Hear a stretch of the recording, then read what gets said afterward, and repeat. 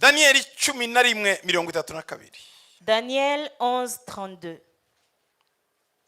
Abaca mu isezerano azabayobesha kubashyekenga, ariko abantu bazi Imana yabo, abantu bazi Imana yabo mukongerako bazakomera bakore iby'ubutwari. Il séduira par des flatteries les traîtres de l'alliance, mais ceux du peuple qui connaîtront leur Dieu agiront avec fermeté. Hari impamvu ituma duhimbaza Imana, Il y a une raison qui nous pousse à louer le Seigneur. hari impamvu ituma tuvuga Imana. Il y a une raison qui nous pousse à parler de Dieu. Twayibonyemo imbaraga tutashakira ahandi. Nous avons vu une force en lui que nous ne pourrons trouver nulle part ailleurs. Imana twayibonyemo ubutunzi tutakura Nous ahandi. avons trouvé un trésor en Dieu que nous ne trouverons nulle part ailleurs. Imana twayikuyemo ibyishimo utahahira ahandi. Nous avons trouvé une joie en Dieu que tu ne peux acheter nulle part ailleurs. Imana twayibonyemo ubutabazi twabuze ahandi. En Dieu, nous avons trouvé un secours que nous n'avons trouvé nulle part ailleurs.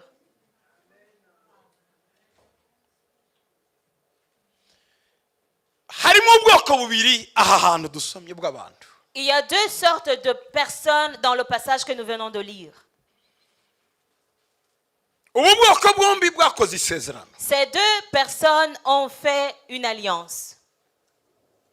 Ariko bumwe buva mu isezerano ubundi buguma mu isezerano. Mais une sorte de personne a gardé l'alliance et l'autre a trahi l'alliance. Ibi Daniel yabibonye mu nzozi, mwiyerekwa pardon. Daniel a vu ça dans une vision. Kandi byaje kuzura. Et ça s'est accompli. Bizongera bibe kandi. Et ça arrivera encore. Ariko nanone mu buzima bwacu bwa buri munsi bibamo. Mais dans notre vie quotidienne, nous voyons cela aussi. Iri jambo ngiye kurivuga gatoya muri contexte yaryo historique. Je vais parler de cette parole dans son contexte historique.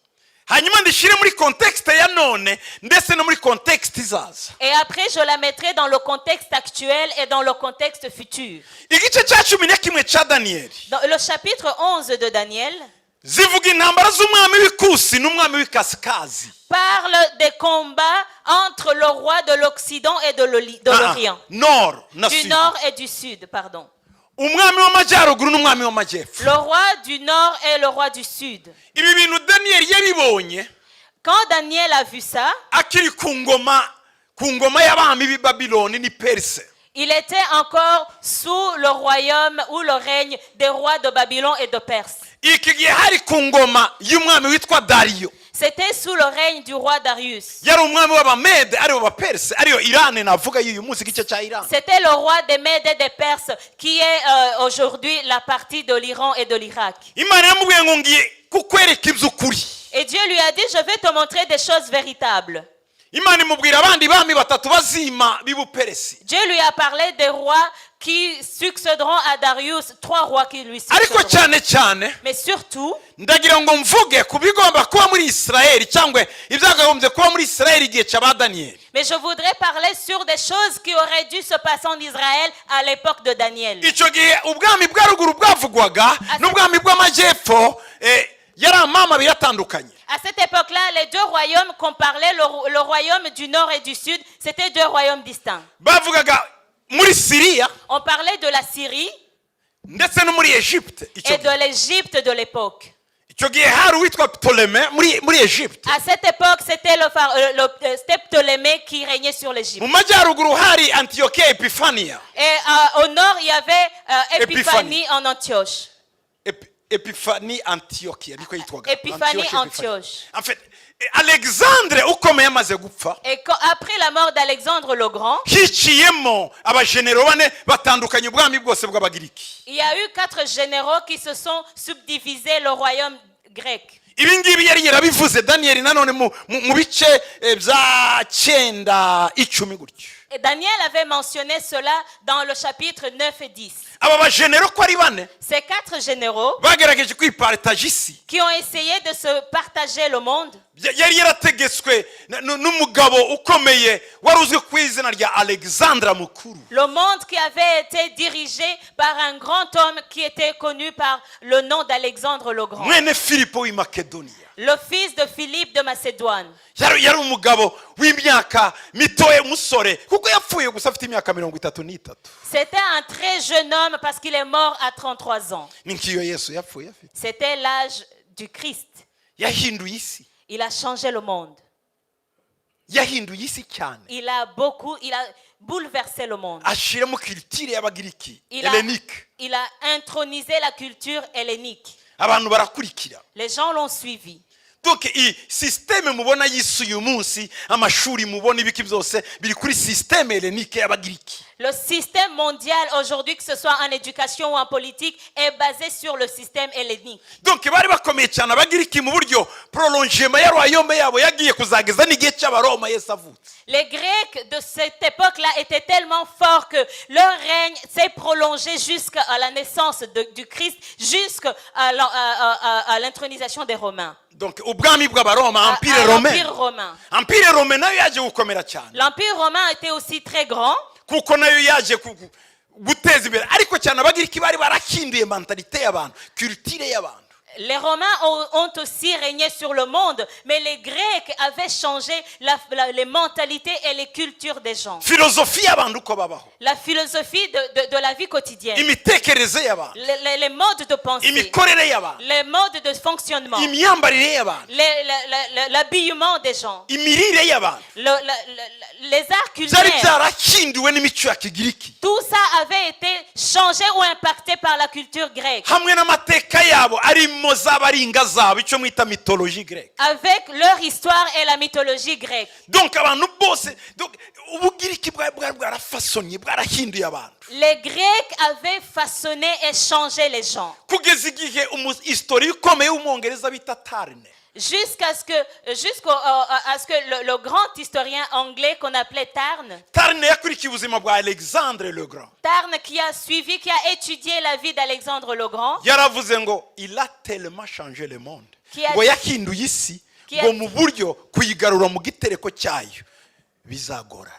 qui a dit qu'il a tellement changé le monde de façon qu'il ne sera plus possible de le ramener à sa place initiale. ariko siko byagenze. Mais ce ne s'est pas passé ainsi. Paul na Barnaba Paul et Barnabas, barimo bavuga ubutumwa mu bice bya Asie mineure, quand ils étaient en train d'évangéliser dans les parties de l'Asie mineure, mu bice bya Ikonia, dans Iconia, baravuze ngo ils ont dit, ngo abahinduye ibihugu bageze n'iwacu. ceux qui ont bouleversé les nations nous sont arrivés. Haleluya. Haleluya. nabo bagiye bayisubiza mu gitereko cyayo cya Eux mbere aussi, ils ont bouleversé le monde pour le remettre à sa place bavuga initiale. imbaraga En z'Imana parlant de la force de Dieu zigahindura culture y'abantu qui a changé la culture des gens, bagasubira mu gitereko cyabo cya qu'ils mbere. reviennent à leur place initiale. Haleluya. Alléluia. Eh, Alléluia. eh. Yesu adusubiza mu gitereko cyacu cya mbere. Jésus nous fait regagner notre place initiale. Yesu Jésus, adusubiza harya il nous twatangiye. ramène à notre place niyo initiale. mpamvu yavugaga ngo ndikira marayika w'itorero rya Efeso ngo babwire ibi ngo ariko mfite icyo nkugayaho ngo waretse urukundo rwawe rwa mbere ngo subira hahandi watereye ukagwa. donc adusubiza hahandi tugasubira mu gitereko cyacu tukongera kumva ubwiza bw'Imana. C'est pour cela qu'il écrivait aux églises d'Éphèse et autres en disant, je suis reconnaissant pour ce que tu fais bien, et ci et ça. Mais j'ai un reproche pour toi, parce que tu as oublié ton premier amour. Reviens à tes premiers amours pour que tu puisses me servir. Haleluya. Alléluia. rero kasubire mu mateka. Je reviens en histoire. icyo gihe muri Israeli À cette époque-là en Israël, hari ibibazo il y avait des problèmes. bari bayobowe n'abagiriki. yego Ils étaient colonisés par la Grèce. icyo gihe ubugiriki bwari bukomeye. La Grèce était puissante. abayahudi baravuga ati dukomere ku mana yacu. Et les Juifs se sont dit, nous allons nous accrocher à notre Dieu. barafatana Ils se sont accrochés. imana yacu. Notre Dieu. imana yawe notre Dieu. bakora alliance Ils n'imana ont yawe fait une alliance avec leur Dieu. ntituzayiveho Nous n'allons pas le trahir. Ntituzayireka. Nous le trahirons jamais. turumvikanye On est d'accord? babwira abantu kutazava ku mana Ils ont dit aux gens de ne jamais abandonner Dieu. daniyeli yarabyeretswe Daniel l'a reçu en vision ku ngoma y'abaperesi au règne des Perses. abona ibizaba ku ngoma y'abagiriki Il a vu ce qui arrivera au règne des Grecs. haleluya Alléluia. haleluya Alléluia. abona ibizaba ku ngoma y'abagiriki Il a vu ce qui se passera sous le règne des Grecs. aravuga ngo icyo gihe Il a dit à ce moment-là, ngo icyo gihe ngo moment-là, abantu bazava mu masezerano les gens trahiront l'alliance ngo kuko bazabashengesha amagambo bababwira parce qu'on va les flatter. ngo hanyuma bemere bave mu isezerano Et ils vont accepter de trahir l'alliance. ntibamvaga ibyo ari byo Ils ne comprennent kuko pas. niyerekwa arimo abona Parce que c'est une vision qu'il avait. ngo abazaca mu isezerano azabayobesha kubasheshenga Il les séduira par des flatteries. ngo ariko abantu bazi imana yabo bazakomera bakora iby'ubutwari Mais ceux du peuple qui connaîtront leur Dieu agiront avec fermeté. byagenze gute Qu'est-ce qui s'est passé? umujenerali Un général wari uvuye muri siriya yari yarayifashe yose qui avait capturé la Syrie. bamwitaga epifani antiyoki On l'appelait Antioche Épiphanie. aramanuka kujya gufata umujyi w'i yerusalemu Il est descendu pour aller capturer la ville de Jérusalem. yari akomeye cyane Il était très grand. arinjira Il est entré muri ba bayuda basenga parmi les Juifs qui étaient pieux. bamwe bamukingira ikibaba bamukingurira inzira Certains ont trahi les leurs et ils ont ouvert la voie pour Antioche. abaha amashyengo Il les a flattés. nzabakomeza Je vais vous rendre grand. nzabagirira Je vais vous promouvoir. abaha utuporomosiyo Il a donné des petites promotions par-ci, Eh. par-là. Ah, nzahembwa ngahe quel salaire je vais recevoir? 25 euros par heure 25 € par heure. atoke Ok. udukope two mu Ils mwijima ont manigancé. inama igiye kongera guhura Et le concile allait encore se rencontrer. basanga bamwe babivuyemo Ils ont vu que certains avaient déjà changé d'avis. wivuyemo gute Comment est-ce que tu as changé d'avis? ngo yangu urabona nawe antiyokiya epifaniya ni umujenerali akomeye twarebye ni gute twaporoteje abagore n'abana turabwereka dukorane bazi ka alliance nawe turebe ko yarengera abana bacu nabo bari bariye udufaranga Vous voyez quand même, le général Antioche Épiphanie, c'est quelqu'un de fort, de puissant. Pour sauver la vie de nos enfants et de nos femmes, nous avons choisi de collaborer avec lui au lieu de le combattre, alors qu'ils avaient déjà été corrompus. bate Hein? epifaniya araza Épiphanie est venu. ku muyuda Pour un juif, ingurube un porc, ni ikizira c'est une azana abomination. ingurube ayinjiza hera Lui, il a fait entrer le porc au lieu saint. akaba ari cyo rya jambo mwumva bavuga ngo ikizira n'igikandagira hera byavuzwe na daniyeli C'est la parole que vous entendez dire que quand l'abomination entrera au lieu saint. C'est Daniel qui l'a dit. cyatangiye icyo gihe cya antiyokiya epifaniya Ça a commencé à l'époque Antioche. d'Antioche et Épiphanie. azana ingurube Il a amené un porc azaha kuri mazabahu sur l'autel. bashyiraho igicaniro cy'imana yabo zewusi Ils ont établi l'autel de leur dieu Zeus mu ngoro y'i yerusalemu y'imana dans le temple de Dieu à Jérusalem. bafata ingurube Ils ont pris un porc, bayibagira zewusi ils l'ont tué pour Zeus kuri mazabahu sur l'autel de mu Dieu. itorero ry'abayuda Dans le temple juif, abahagaze mu masezerano y'imana les gens qui se tenaient dans les alliances de Dieu. umugabo witwa makabeya Un homme qui s'appelait Maccabée. yari afite n'abana ba matiyasi Il avait ses fils parmi eux. buzura Matthias. uburakari bwinshi cyane Ils étaient rageux. baravuga ati tugiye kwiyahura Ils ont dit nous allons nous suicider. twe ntituzava mu masezerano Nous nk'abana n'allons pas trahir l'alliance. agafamiye gatoya Une petite famille ako mwumva bita ka makabeya que vous entendez appeler la famille Maccabée. barahaguruka Ils se sont levés. bararwana na generali Ils se sont battus avec le bararwana général. na bene wabo Ils se sont battus avec les gens. ijambo riruzura rya Et daniyeli cette parole a été accomplie. ijambo rya daniyeli La riruzura parole de Daniel a été accomplie. haleluya Alléluia. ngo abaca mu isezerano azabayobesha kubashinga ngo ariko abantu bazi imana yabo Il séduira par les flatteries les traîtres de l'alliance. ngo bazakomera bakora iby'ubutwari Mais ceux du peuple qui connaîtront leur Dieu agiront avec fermeté. fermeté. barimo bakandagira mu zanditswe bya daniyeli Ils étaient en train de marcher dans les écritures de Daniel. ngo ariko abazi imana yabo Ceux qui connaissent leur Dieu, abatava mu isezerano ceux qui ne quittent pas l'alliance, abadatatira igihango ceux qui cy'imana ne trahissent pas l'alliance divine, abatava mu byo imana yababwiye ceux qui ne quittent pas ce que Dieu a dit, abahagarara ntibanyeganyezwe n'imiyaga ceux qui tiennent ferme et ne sont pas ébranlés par abafite le vent, ubukristo bwabo mu mbeho no mu bushyuhe ceux qui sont chrétiens l'hiver comme l'été, abakomeza abakizwa kuva muri afurika no mu buraya ceux qui sont chrétiens sauvés en Afrique et en Europe, abakomeza gukizwa mu ijoro no ku manywa ceux qui sont pieux nuit et jour, abakizwa babareba kandi batabareba ceux qui sont pieux publiquement et en privé, ngo abazi imana yabo ceux qui connaissent leur Dieu, abazi imana yabo ceux qui connaissent leur Dieu, abazi imana ceux yabo qui connaissent leur Dieu. turi ubwoko buzi imana Nous yacu sommes un peuple qui connaît son Dieu. ntituzahemukira yesu Nous n'allons pas trahir Jésus. twakoranye isezerano nawe Nous avons fait une alliance avec Jésus. ntituzahemukira yesu Nous n'allons pas le trahir. twakoranye isezerano Nous nawe avons fait une alliance avec Jésus. intambara zaza Qu'il y ait des combats, ibibazo byaza qu'il y ait des problèmes, ibihuha byaza qu'il y ait des rumeurs, imivumo yaza qu'il y ait des calomnies, izuba ryava qu'il y ait du soleil, amapfa yaza qu'il y ait une famine, imvura yahagarara qu'il n'ait plus de abazi pluie. imana yabo Ceux qui connaissent leur Dieu. haleluya Alléluia.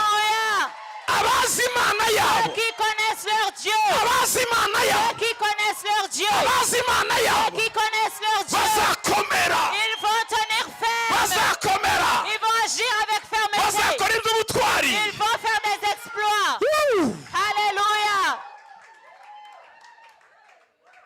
Alléluia. riya bashekana Iya baba sandarabashi. abazi imana yabo Ceux qui connaissent leur Dieu ntibahemukira ku mugati ne trahissent pas à cause du pain. abazi imana yabo Ceux qui connaissent leur Dieu nta muntu ubayobya mu maso ne sont pas séduits par des choses visibles. ni ubuhe bwiza bwagukura kuri yesu Quelle est la beauté qui pourrait te faire quitter Jésus? ni iyihe noti yagukura kuri yesu Quelle somme d'argent pourrait te faire trahir Jésus?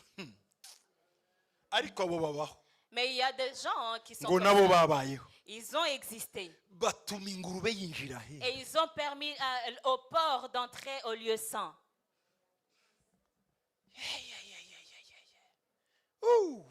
Alléluia. vuga ngo abazi imana yabo Dis ceux qui connaissent leur Dieu. uri muri bo Es-tu parmi ceux qui connaissent leur uri muri Dieu? bo Es-tu parmi eux? ngo bazakomera Ils agiront avec fermeté kandi bazakora iby'ubutwari et ils feront des exploits. turayizi niyo mpamvu tutayivaho Nous le connaissons, c'est pour cela que nous ne l'abandonnons pas. imana turayizi Nous connaissons Dieu. ntabwo ari iyo mu mutwe n'iyo mu maraso Ce n'est pas un Dieu que nous connaissons par nos pensées. C'est un buri Dieu qui est gute dans notre y'amaraso sang. yacu irimo témoignage Chaque goutte de notre sang renferme un témoignage. dna yacu irimo témoignage Notre ADN renferme un témoignage.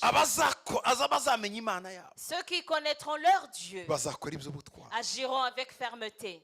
yesu ashimwe cyane Gloire à Jésus. muri ibi bihe turimo Dans les moments que nous passons, satani arimo aragerageza kuzana ibigirwamana mu mitima yacu Satan est en train d'essayer d'établir des idoles dans nos cœurs kugira ngo abagiremo ingurube pour qu'il puisse tuer des porcs pour les en nimvuga sacrifice ingurube dans nos ntubone cœurs. ziriya murya muri busheri ni ingurube z'abadayimoni ndimo mvuga Quand je parle de porc, ne pense pas à ce que nous achetons à la boucherie. Je parle de démons. kuko nanjye inyama y'ingurube ndayirya Parce que moi aussi, je mange le porc. muravuga ingurube njye nariye reka mbyihorere da oya ntubivuge apana sangiri iriya ni nziza nariye ibindi urabyibutse okay sawa nibyo byiza kuinterpreta wibuka utuntu bavandimwe simvuze ingurube turyize Je ne parle pas des porcs comestibles. hari ibindi bintu biteye isoni satani yashize mu mutima wawe Il y a d'autres choses tellement honteuses que Satan a déposées dans nos kandi cœurs. atamba mu bitambo Et il sacrifie pour ces choses des sacrifices dans nos cœurs. ibitambo by'urwango Des sacrifices de haine. kwanga umuntu kugeza igihe utamba ibitambo binezeza satani Haïr quelqu'un au point de faire un sacrifice à Satan. Yo, uko mwanga niko satani yumva agahumuro keza. Plus tu détestes cette personne, plus ça plaît à Satan et ça monte comme un parfum de bonne odeur dans ses narines. Ibitambo byo gushakisha gukira. Les sacrifices de chercher à tout prix à devenir riche. Ushaka amafaranga ugeza nubwo warya umuntu bakubwiye ngo mu muntu arimo wamurya ukamuhekenya ushaka inoti zimuryamyemo. Tu cherches tellement de l'argent que même si on te dit que c'est en dévorant quelqu'un que tu vas devenir riche, tu vas le dévorer. Ibyo nibigirwamana bya mamone by'amafaranga. Ça, ce sont des idoles de mammon. Abandi bimitsebo mu mitima yabo ego. D'autres ont intronisé leur ego dans leur cœur. Je suis le plus important. Me, moi, moi and myself. Et moi-même. Donc, niyewe, c'est moi, natwe, avec nous-mêmes, n'umutwe wanjye n'ubwongo bwanjye nanje, moi-même et moi-même et moi. Caractérize aba narcissiste. C'est un caractère narcissique. Kwikunda. Et l'égocentrisme. Personne d'autre n'existe. Non. Ça, c'est une idole. Il n'y a rien d'autre qui doit être intronisé en toi par Jésus. Toi-même, tu ne dois pas t'introniser en toi-même. Tu ne dois pas te remplir de toi-même. C'est Jésus.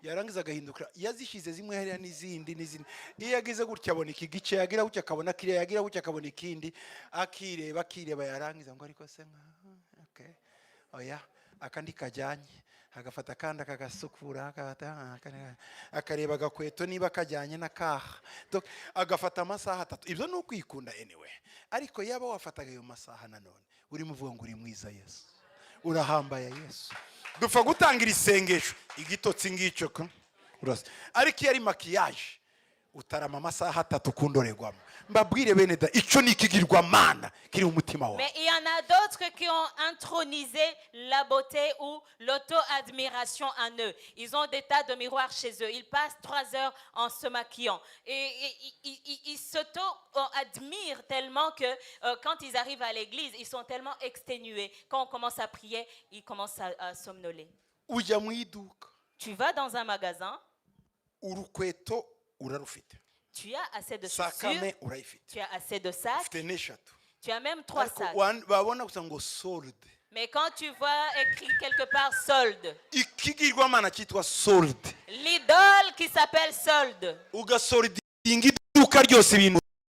solder tout le magasin, tu achètes les mêmes articles que tu as à la maison. Agasakoshi neza karasa nakusize mu cyumba ariko ngo byari kuri solde siko ni solde ajya namwe okay.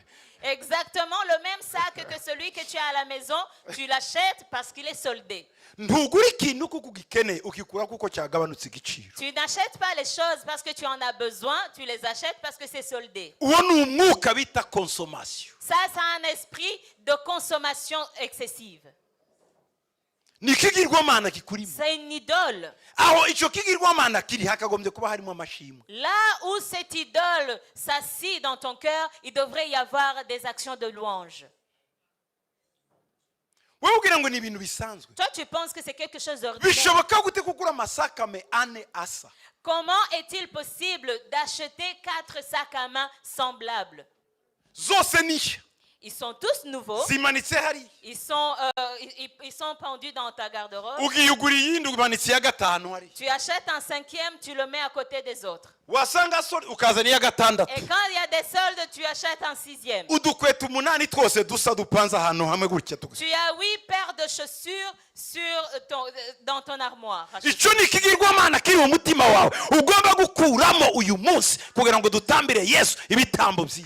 Ça, c'est un idole que tu dois détrôner dans ton cœur pour que tu puisses donner des actions de grâce en sacrifice à Dieu. On est ensemble? Dis, vous les idoles,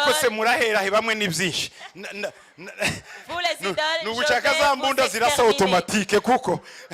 Mais il y en a tellement beaucoup que vous devez acheter des armes automatiques pour pouvoir tous les exterminer. Aimer la gloire. ugakorera kugira ngo bahindukire babone ko wahageze. Quand tu arrives quelque part, tu t'arranges pour tousser un peu pour que les gens se retournent et reconnaissent ta présence. Ukiyaranja ahantu hari isima ukagura agakweto ugakubita kugira ngo n'uwiriya abantu bose bagahindukira kandi we ntibikuje ukumva urishimye. Ibyo ni ibigirwamana bya you are seeking attention. Tu t'arranges pour porter des chaussures bruyantes et tu viens en retard pour que les gens se retournent pour te voir. Tu cherches de l'attention. Ça, c'est un idole. Attention sigomba kuba kuri Yesu apana kuri wowe. Toute l'attention doit revenir à Jésus, pas sur toi. Hari ingurube mu mutima wawe. Il y a un porc dans ton cœur. Hari ingurube. Il y a un porc.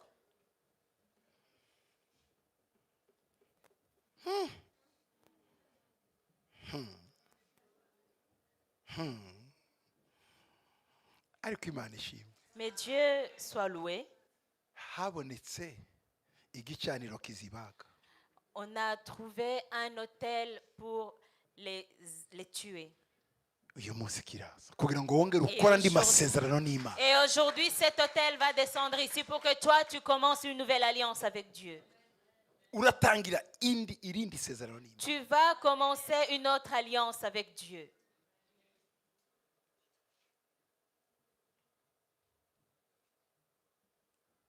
Uyu munsi muri Israeli hari intambara. Aujourd'hui, en Israël, il y a une guerre. Iri hagati ya Hamas n'ingabo na Israel.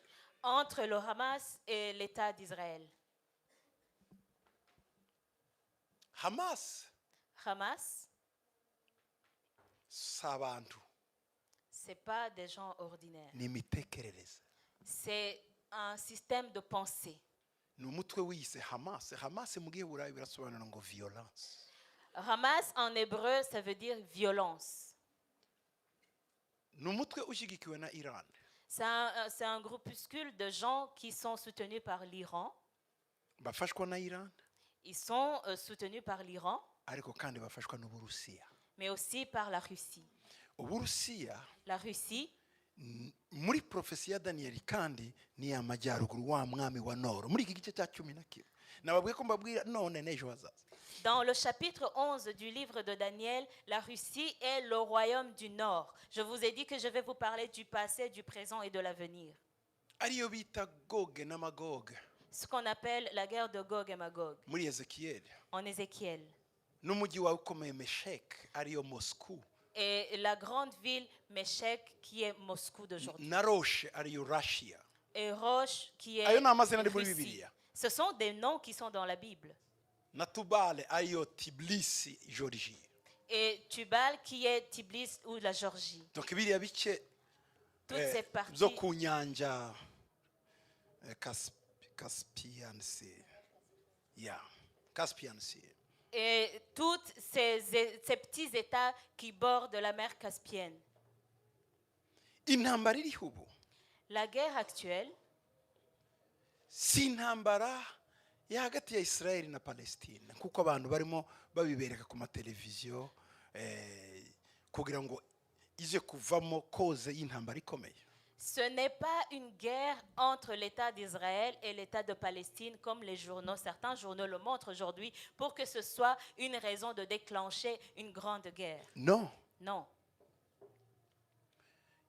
Palestine La Palestine, bariya bitwa Palestiniens ceux qu'on appelle des Palestiniens, nabo bari muri otage ya Hamas. eux aussi sont des otages du Hamas. Hamas yafashe Gaza, irangije Gaza yose yamureba, ikuzimu harundi mugi, ikuzimu ya Gaza. Hamas a pris la bande de Gaza et a construit toute une ville souterraine. Irimo amatinele Il y a des tunnels agenda akazagera muri Israel aciye mu butaka. qui partent de la bande de Gaza jusqu'en Israël par les voies souterraines.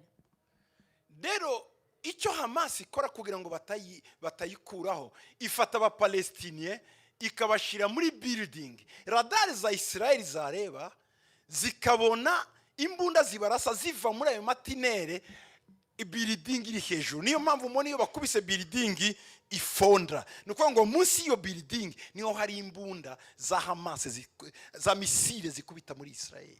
Ce que fait le Hamas, ils prennent un building, ils le remplissent avec des civils palestiniens et eux, ils vont dans le sous-sol, ils installent leurs lance-missiles et quand les radars israéliens regardent, cherchent la provenance de ces missiles, ils localisent le bâtiment en question. C'est pour ça que quand vous voyez la destruction des bâtiments, c'est une implosion pour que ça détruise le sous-sol. Ikindi baraza bagafata abaturage nkamwe. Autre chose, ils prennent des civils. Barangiza bakarasa Israeli bari hagati y'abaturage.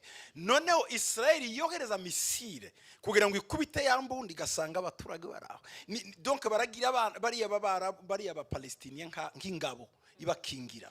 En fait, ils font des civils palestiniens, des boucliers humains. Ils prennent des civils, ils se mettent au beau milieu d'une foule de civils et ils lancent des missiles. Et quand Israël réplique en suivant la provenance du missile,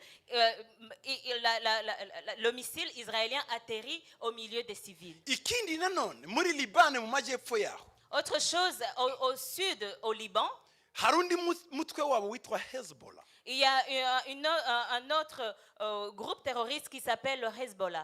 Umutwe wa Hezbollah Hezbollah, harimo ijambo Baal ni umutwe wa Baal. dans le Hezbollah, il y a le mot Baal, c'est le groupe de Baal. Sifite umwanya wo kubabwira ishusho igihumbi za Baal. Je n'ai pas le temps de vous citer les 1000 visages ou facettes de Baal. Ibintu birimo bikorwa uyu munsi ku isi ni Baal yagarutse ariko mu yandi maforume. Des choses qui sont en train de se passer au monde entier aujourd'hui, ce sont des actions de Baal qui est revenu, mais dans multiples facettes. Kugira ngo Baal abashe kuva muri Israeli, Imana yazanye Eliya. Tukaba turi muri ministeri ubungubu ya Eliya irimo ikora kugira ngo bahanganikane na Baal. Niyo mpamvu mubona intambara ari nyinshi, ari izigabwa ku bakozi b'Imana, ari izigabwa mu matorero, ari izigabwa hehe, kuko itorero ryose rirwanya umwuka wa Baal rifite ibibazo. Pour que Baal soit exterminé d'Israël, Dieu a dû lever Élie pour pouvoir tuer Baal et ses prophètes. Et aujourd'hui, ce qui se passe, c'est que nous sommes dans le ministère ou dans l'esprit d'Élie. C'est pour ça qu'il y a des combats partout, que ce soit dans l'église, que ce soit sur les serviteurs de Dieu personnellement. Et cet esprit de Baal cible expressement les chrétiens. C'est pour cela que vous voyez cette guerre en Israël. Israel irashaka kurekipera Gaza. Israël voudrait récupérer la bande de Gaza. Barashaka kwinjiramo. Il voudrait y entrer. Ariko amatinere yose arimo za mine. Mais tous les tunnels sont minés. Kandi harimo abantu bafatiyemo bugwate. Et il y a des otages dedans. Israel ifite amabombe rero y'amagazi ishaka kohereza muri ya myobo kugira ngo ihumisha abantu ifata abantu, ariko nabyo kandi isi yavuze ngo niyakoresha iraba ivyo ya malwa kuko isi vuga ngo isi. Israël dispose des armes chimiques qu'il pourrait envoyer dans ces tunnels pour que ça tue les gens qui sont dans le tunnel sans toucher ceux qui sont à l'extérieur. Mais le monde a dit que si Israël fait usage des armes chimiques, il aura violé des lois internationales contre ces armes en question. Deke kwinjira mu ntambara iharubu ariko turebe niki kirimo gitegurwa. Mais nous n'allons pas creuser beaucoup plus que cette guerre actuelle, mais nous allons voir ce qui se prépare. Ushobora gukurikira ndagira ngo ni isaha y'agaciro nakozeho nk'isaha yose mvuga kuri origine y'iyi ntambara. Nahereye Abrahamu akiva muri Uri wa Karidayo agera i Harani aramanuka i Shekemu agera i Beteli aragenda agera Ayi agera muri Egiputa aragaruka arazamuka ajya i Berisheba ajya i Hebroni ajya i Mamure aragaruka kugeza igihe yitabye Imana bamuhamba i Hebroni no kugeza uyu munsi. Nabivuzeho cyane birambuye, ariko icyo cyakuvuga why kariya gace karimo hari ahantu nuko hagomba kuba ku rusengero rwa gatatu. Muri urwo rusengero rwa gatatu noneho ikizira kitari ingurube ariko ari umuntu umuntu w'amahoro uzanye amahoro ku isi witwa antikristo akaruhagarara hagati akahakorera speech ahera hahera kugira ngo byuzure nono ibyo Yesu yavuze muri Matayo 24 ngo nimubona ikizere gihagaze mu rusengero ngo nkuko byahanuwe n'umuhanuzi Daniel. Yesu niwe wa mbere wise Daniel umuhanuzi. Daniel ntigeze yita umuhanuzi, ntiyari no mu bitabo by'abahanuzi. Yesu muri Matayo 24 niwe uvuze ngo kuko byavuzwe n'umuhanuzi Daniel. Donc nico gihe turi mu bungubu bishoboke ko abayuda bamaze kubaka urwo rusengero rungana no rwa Salomo, umunsi babonye agafeveri gatoya gusa bashobora kurwubaka mu minsi 3 kuri uriya musozi mukasanga urusengero. Aho rero niho hazava intambara ikomeye. Ariko ubu ngubu abarabu bagomba kugaragaza ko isi yose yahagurutse, hanyuma azajye guhaguruka umuntu utanga amahoro, abwire Arabiya ngo mutuze, abwire Abanyaburaya mutuze, abwire Russia ngo mutuze. Tubone tipazanya amahoro, nazana amahoro abantu bose tumwemere. Uko ni Antikristo azakora. Donc ibi nibyo birimo bitegura izi mpuha n'intambara, nuko ngo bidutegurize kuzaza ku muntu w'amahoro. Ariko biri rivuga ngo nimumva ngo amahoro amahoro amahoro ngo mumenye kwiherezo rije. J'ai parlé de l'origine de cette guerre dans l'émission L'heure de valeur où Isaiah Gachiro, vous pouvez le suivre sur YouTube. J'ai pris plus d'1 heure à parler de ça. En fait, j'ai parlé de l'origine depuis que Abraham a quitté Ur des Chaldéens. Il est descendu jusqu'en Égypte, il est revenu jusqu'à Beersheba. Et j'ai parlé de ça et j'ai parlé aussi de ce que Daniel avait dit, de la guerre qui se prépare. Comme Jésus avait dit que, comme l'a dit le prophète Daniel. Daniel ne s'est jamais qualifié de prophète. C'est Jésus premièrement qui l'a appelé prophète. Il a dit quand l'abomination arrivera au lieu saint, ce sera le moment de construire le 3e temple de Salomon. Il est possible que ce temple soit déjà construit et qu'il est en kit, que les Juifs attendent un petit moment pour pouvoir construire ce temple au même lieu où là où il y a la mosquée, là où il y avait le temple de Salomon. Et à ce moment-là, la Bible dit quand vous entendrez parler de paix, de paix, de paix, ce sera le moment de l'Antéchrist. Quelqu'un viendra et il proclamera la paix entre l'Asie, la Russie, l'Europe, et tout le monde va le suivre parce qu'on dira « Ah, c'est quelqu'un de fort qui établit la paix au monde entier. » Et ça, ce sera la venue de l'Antéchrist. Kandi computer icentraliza amadoni yose y'ibitegurwa n'ibindi iri Buruseli hano. Et l'ordinateur qui centralise toutes les données se trouve ici à Bruxelles. Si ho hari siège ya Union Européenne na OTAN ahiri exact la bête, the beast.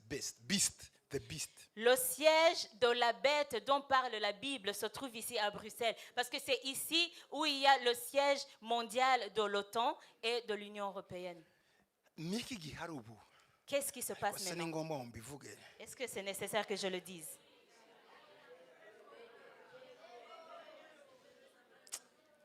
Nanjye ndavuga ariko abantu nkubite nkunda kuvuga kugira ngo imishukushuku bandera ugira ngo ibyo mubona mu nyamakuru nibyo ni bibiri inyuma, kuko Satani ngenda murwanya abasataniste bagahaguruka bagakoresha abanyentege kunduka.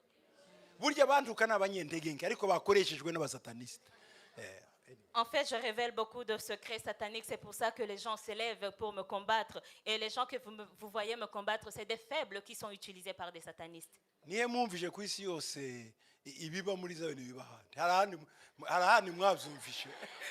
que vous avez déjà entendu dans une autre église au monde entier où il y a autant de combats qu'en Zion? Barumva ibintu amaradiyo y'isi yose internationale na nationale na locale na maisonale na yose avuga inkuru imwe kandi y'ikinyoma, s'il vous plaît. Est-ce que vous avez déjà entendu des radios nationales, internationales, des journaux locaux, des journaux internationaux qui parlent, qui relayent la même histoire et cette histoire est fausse? Why? Pourquoi? Parce que nous mettons dehors des secrets de Satan. Ne le dites pas, ne le répète pas. Je vais vous dire quelque chose, mais ne le répétez pas.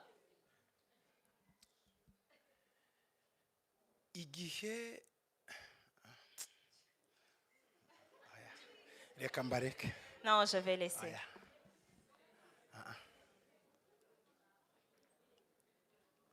ofete aya katuvuga ijambo ry'Imana. Nous allons dire la parole de Dieu. Muzansange mu gikari. Cherchez-moi en privé. Ndashaka kubabwira ko simbabwira processus uko puissance transfer ya puissance ya Etats-Unis igiye kwishikiriza Uburaya. Imyaka bumvikanye kwigomba gusubizwa mu Buraya kugira ngo cyagiye cyandikizo gitegurwe yarashize, ariko abanyamerika barabigumana. Yatangiye ryari igihe habaye Revolution Française. Icyo gihe bafashe icyo bita ngo ni statut de liberté, bayirayambutsa bayijyana New York, basinyana amategeko ko ikizagira imyaka runaka. Hanyuma amfite kire ni alliance yakoranywe hagati n'Uburaya na Amerika kubaka systeme y'abaframaso, ariyo systeme y'Illuminati igomba kuzategeka isi. Icyo gihe rero igihe cyabo cyo kugarura bakura Amerika mu imbaraga bakayizana aha, Amerika ikagwa, yagwa Uburaya bukazamuka, ariyo Empire Rome igomba kongera kubyuka.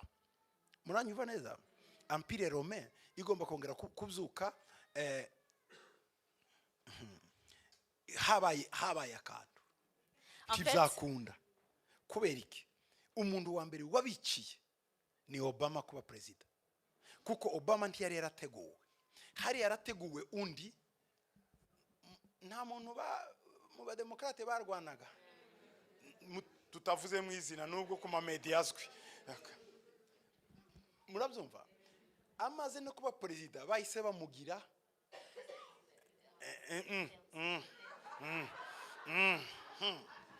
anyway, icyo nshaka kuvuga niki nuko umwaka umwe gusa bakoranye imanda imwe yayisavamo n'abari yamamaza, akaba ku ngoma ya Obama.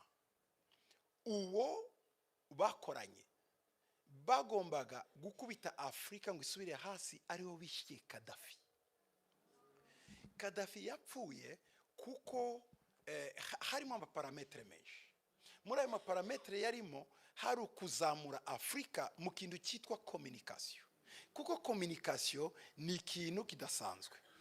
Bagomba kuzamura satellite bakoranye na Angola n'abandi, ikazamuka ya Afrika mu buryo twe nko muri Amerika telefone ni mobiles ni gratuit, ni presque gratuit. Telefona Etats-Unis yose na Mexique na Canada gratuit kubera satellite zabo. Nibyo Gaddafi yashaka gukora ngo Afrika nayo telefone na kubuntu. Icyo gihe Ubufaransa bwari bugiye kugwa kuko telecommunication yabo niyo yinjiza. Anyway, baha mission wa mugabo uri mu manzu uyu munsi w'Umufaransa. Wa mugabo ndavuze izina, ntukavuga izina. Murabyibuka mission yakoze kwari ugukuraho Gaddafi. Bakoranye nande na Assad wo muri Syria. Murabona wo muri Syria niyo mpamvu batamukuyeho, kuko bakuyeho abandi ntiyavaho, kuko bamukingiki baba hari akantu yakoze atelefona Gaddafi amubwiraho yihishe bamufatirayo. Batretre nibajya bava muri alliance kujya twasomye. Anyway, icyo gihe Afrika rero nta kudu yagomba kuzamuka. Kubera iki Afrika itagomba kuzamuka? Uburaya nibwo bakagombye kuzamuka. Noneho bategura inzira za migration kugira ngo abasore bacu baze, ariko ntibagera Iburaya bagwe he muri Mediterane. Ugira ngo bananiwe kubimira? No, amato bazana. Anyway, reka tubanze. Donc Afrika rero, ariko ngese he kandi ko ngiye kure. Wowe banzureke wowe. Banzureke nduvuge muri ico kirimi nyine ntacyo ushaka. Anyway, muri make mu byukuri Afrika agombaga guhabwa agasopo. Wowe ceceka ko turakora deal na Etats-Unis nayo Obama agiyemo abayisha umupango afata manda ya kabiri, kuko Obama de nature sumuframaso. No, iwe ntari muri framaso, ariko ayipuza systeme y'abademokrate bya by'amagenda bya byose byabo muzi. Nyuma yaho rero hagombaga kujyaho haza wa mugabo witwa Trump. None warabatrumpinga neza abantu. Trump uzi ikintu mwumve mbabwire Trump mwe ntimumuzi. Trump muri cyagiye yazanywe n'Imana kuko umwaka ukurikira manda ikurikira ibintu byari kuba bibi. Trump ahageze yakoze ibintu bitatu bikomeye ku isi mwe mutazi ariko bo bazi muri iriya si. Icya mbere yahise akura Etazini muri OTA. Uzi icyo byari bivuze? Gukura Etazini muri OTA ni ukuvuga ngo twebwe ya alliance twari dufitanye nyakuyeho. Icya kabiri yakoze yarazi ko isi yose izaba against Israel, ahita yimura ambasade i Jerusalem kugira ngo Yerusalemu ikingirwe hejuru, ushaka kuyikoraho akore kuri ambasade y'Abanyamerika. Donc kiriya ni ikintu gikomeye kirimo protection ya Israel kandi kugira ngo abarinde ibihugu bibatuye. Icya gatatu yakoze Trump yakoze gikomeye cyane, yanze kwivanga afite iyo Trump haba Uburusiya ntibuba bwarateye Ukraine, no ntibyariho. Ikindi North Korea ntibuba birimo bikorana kuko yambutse umupaka. Icyo ni cyo abantu batazi. Cya gatatu arazamuka ava muri Korea y'Amajyaruguru ajya muri y'Amajyepfo, ajya muri Korea y'Amajyaruguru abonana na Nuriya. Icyo ari kimujyanye niki? Yaragiye kumubwira ati ntuzapime, ndi umusazi nzakurasa. Igihe cyose Trump yari ahari biriya bihugu byose byari bituje kuko bari bazi ngo niba wararasa. Icyo bategura niki? Inyamaswa kuyizana ariyo Antikristo. Impamvu inyamaswa itaraza nuko Amerika ikihagazeho kandi burya Amerika ni evangelique. Mwe ibihugu byanyu byose byahindutse séculaire. Donc ni laïque, ntibyemera iby'Imana. Donc ahantu haduhesha imbaraga zo kuvuga nibi n'Abanyamerika. Umunsi Amerika izatransfera power n'ubukristo buzananirwa hariya. Nibunanirana rero kuko igihugu kizaba ari Europe itegetse, bazatangira kudukura kuma YouTube, batangira unuvuga Yesu bagufunge nugira gute. Ariko nuvuga Islam nta kibazo uzagira. N'uyu mwanya uzanye umuntu ngo mu Bwongereza muri Yesu baragufunga, ariko mu Islam aguhinduye ntibamufunga. Byahereye he? Mu Bwongereza niho hahereye ubukristo hambere. Ndimo ndababwira histoire iri vrai. Donc nibiriho ubu. Donc ubukristo bwacu ni twirwa mutugambo abandi ko bararwana na za Antikristo n'ibindi, twe turarwana ngo amazi wandoze wagize de voilà noja ngo Imana irambwe ngo urumurozi yo rwana nibiroga biri hariya hejuru. Reka umutura gushonje mwese mwaje gushaka ubuzima no mu Buraya ngo araroga wese aroga fitiki kuki twumvikane bene data, twese twaje gushaka ubuzima sibyo?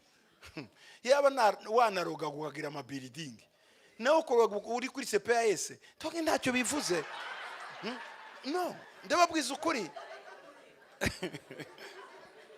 No uwakaroze yakaroza afite building hano mu mujyi ufite ama building akomeye. No kuroga twese ku cyumweru tukajya gutonda hariya kuri commune. No anyway, ibi rero birimo bitegurwa niki nukugira ngo ijambo rya Daniel rizongere ryuzure, kuko hazabamwe abayuda bamwe bazemerera kubera bazangwa cyane n'isi yose, bazageraho pressure ibe nyinshi basinye alliance. Nibi Daniel yavuze. Ariko hazavamo bake bange. Amen.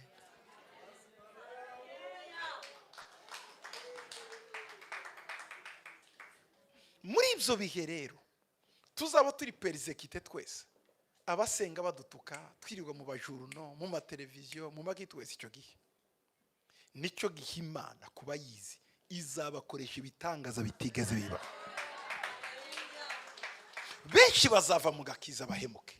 Begeraho nyine mvuze benshi bazava mu gakiza La bahemuke. plupart des gens vont trahir l'alliance, le salut. Kuko tuzaba turi mu bihe bikomeye. Parce que nous entrerons dans une ère très difficile. Ariko abazi Imana, Mais ceux qui connaissent leur Dieu, abazaguma ku Mana, ceux qui s'accrocheront à Dieu, Alléluia, abatazahemuka, ceux qui ne vont pas trahir, abatazashirwaho ikimenyetso mu ceux gahanga, qui ne recevront pas le signe de la bête, nta mwanya mbifite kubabwira ibyo bita intelligence artificielle ngo mbereke ukuntu byatangiye. Je n'ai pas le temps, malheureusement, de vous parler de l'intelligence artificielle, de ses dégâts et des dégâts actuels et futurs. ariko ko ndi pasiteri wanyu Mais parce que je suis rimwe votre nzabakoresha pasteur, seminaire y'iminsi 3 muzaboneka. un jour, je vais vous donner un séminaire de 3 jours. Est-ce que vous serez présents? mbabwira ibiriho n'ibigiye kuba. Je vais vous parler de l'actualité et de ce qui va arriver. tekinoloji y'uyu munsi, La technologie d'aujourd'hui, artificial intelligence, l'intelligence artificielle, irimo ikora mu manere neurolo qui travaille avec les nerfs, les neurones, mu buryo de façon que robo zizatekereza kuturusha. des robots vont commencer à penser plus que l'humain. afite n'ibiki byo Qu'est-ce que c'est que ça? izaba yongeye kuba melange y'abadayimoni n'abantu nka cyagiye cya Nowa. Ce sera un mélange de l'humain et du démon comme au temps d'avant. Yesu aravuga ngo ibyabaye mu gihe cya Nowa bizongera bibe mu gihe cya nyuma. Jésus a dit ce qui s'est passé à l'époque de Noé se passera aussi à l'époque actuelle. ndimo ndababurira Je vous mets en garde. tuzave muri Yesu, Ne trahis pas Jésus. tuzica isezerano, Ne trahis pas l'alliance de Jésus. ngo kuko ngo abazi imana yabo Parce que ceux qui connaissent leur Dieu, bazakomera, ils vont agir avec fermeté. bazakora iby'ubutwari. Ils vont faire des exploits. none nicyageje ngo nge ntambaraga mfite nsinzi gusenga nka mama jetu ngo ndasoma ijambo ariko azakomera.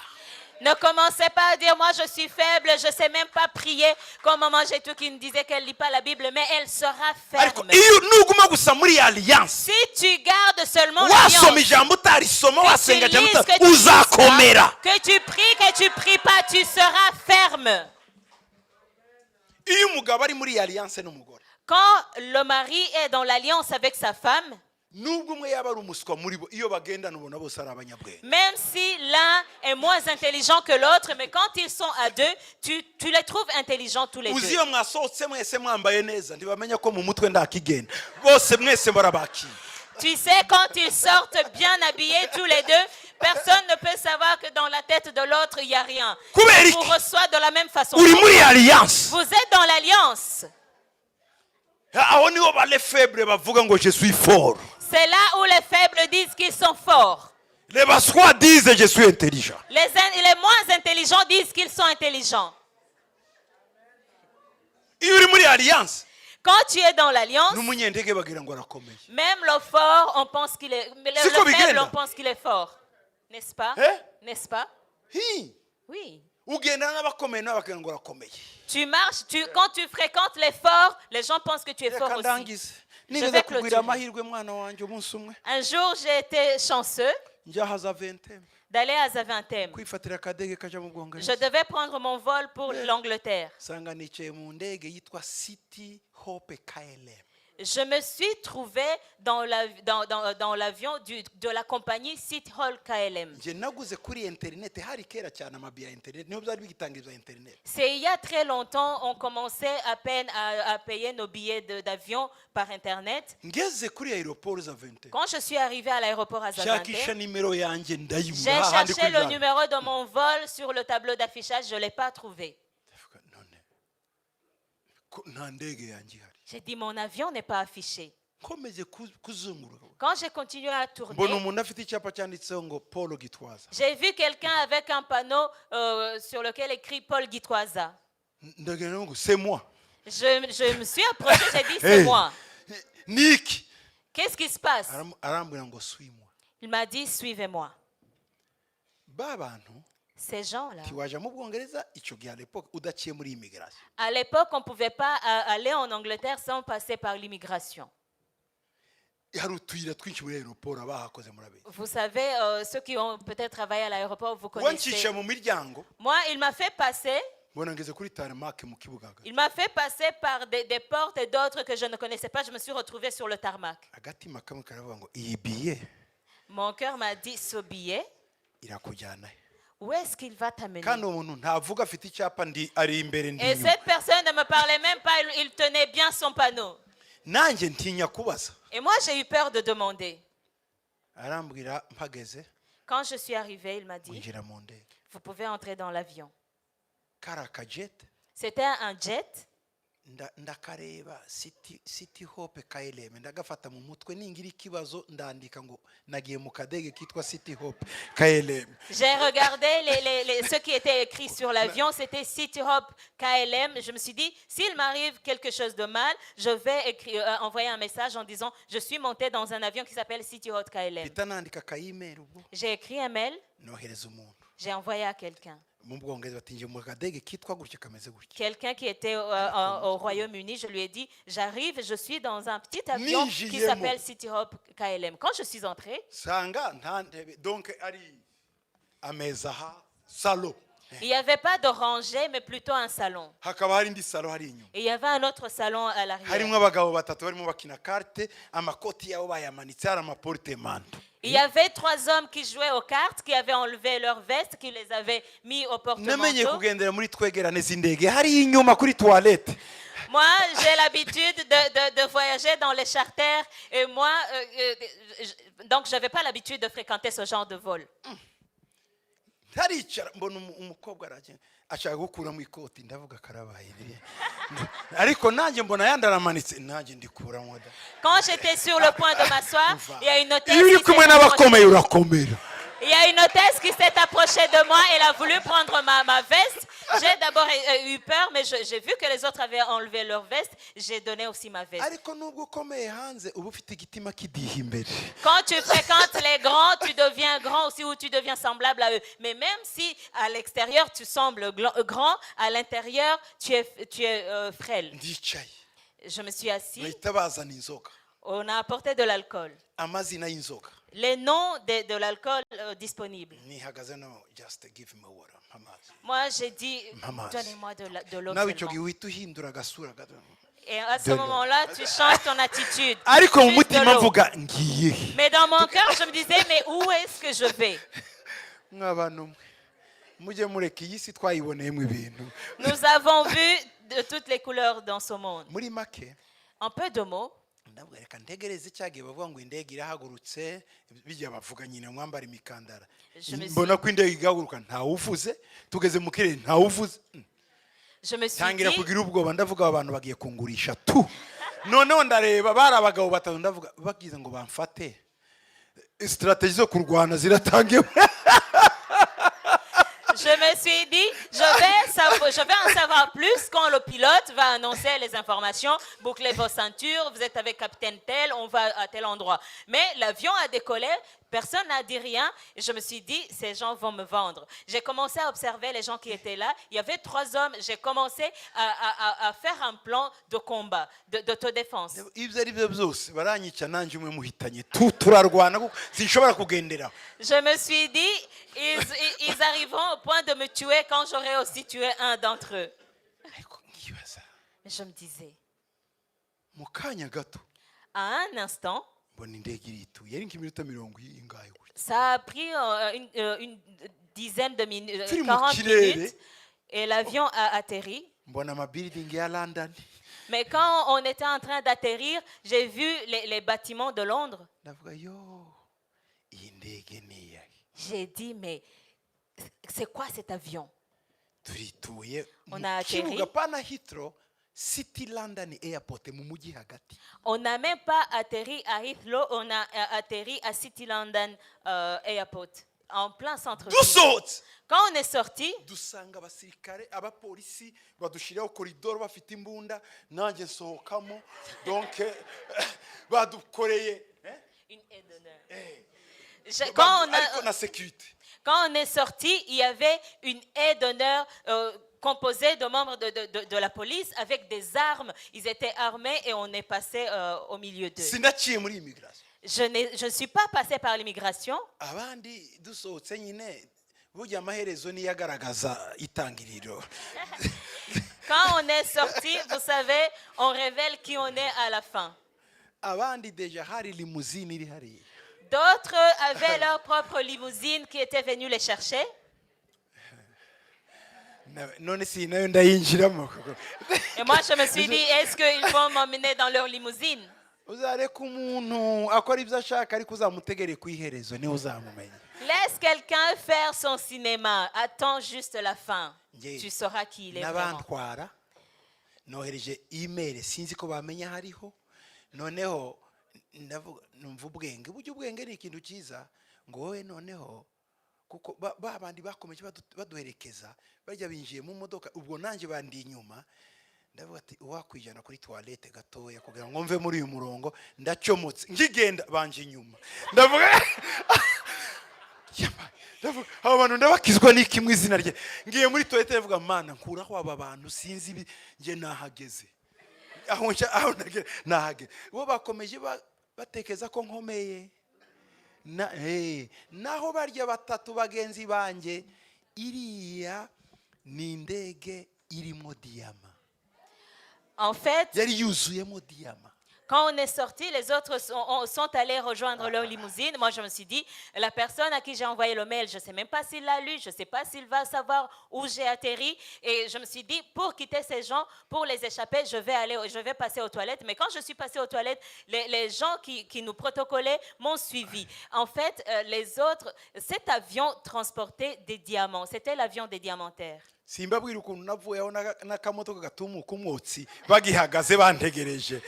Ayo ni amabanga yanjye n'amayimiliyasiyo yanjye ariko ni yubizi n'Imana. Je ne vais pas vous raconter comment j'ai quitté l'aéroport avec une voiture tellement vieille qu'elle fumait. Ça, c'était ma propre humiliation et c'est mon secret avec Dieu. N'umwotsi yari inyuma abandi bari mu muzine n'ababagaho bakimpagaza inyuma. Les autres sont montés dans leur limousine. Umva Imana izabaha amafaranga ariko ntimuzaramye amafaranga kameme hari ahantu.